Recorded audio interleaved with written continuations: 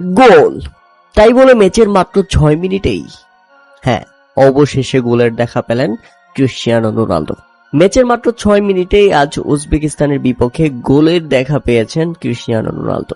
আর তাতেই ইতিহাসের প্রথম খেলোয়াড় হিসেবে মেসিকে পেছনে ফেলে ভিন্ন ৬টি বিশ্বকাপে গোল করার রেকর্ড গড়লেন পর্তুগিজ এই মহাতারকা।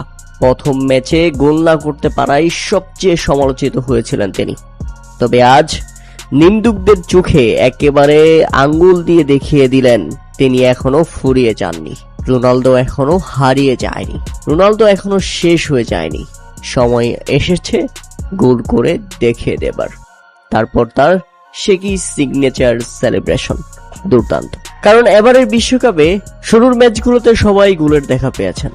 লিওনেল মেসি বলেন, কিলিয়ান এমবাপ্পে বলেন, আর্লিং হাল্যান্ড বলেন, ব্রাজিলের ভিনি জুনিয়র বলেন, প্রত্যেকটা ফুটবলার শুধু প্রথম ম্যাচে গোলার দেখা নয়, এইসব ফুটবলাররা দ্বিতীয় ম্যাচে জোড়া গোল করেছেন।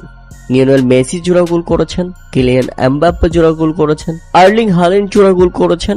অপেক্ষা ছিল আজকে জোড়া গোল অন্তত না হোক, রোনালদো এবারের বিশ্বকাপে প্রথম গোলটা করতে পারবেন তো।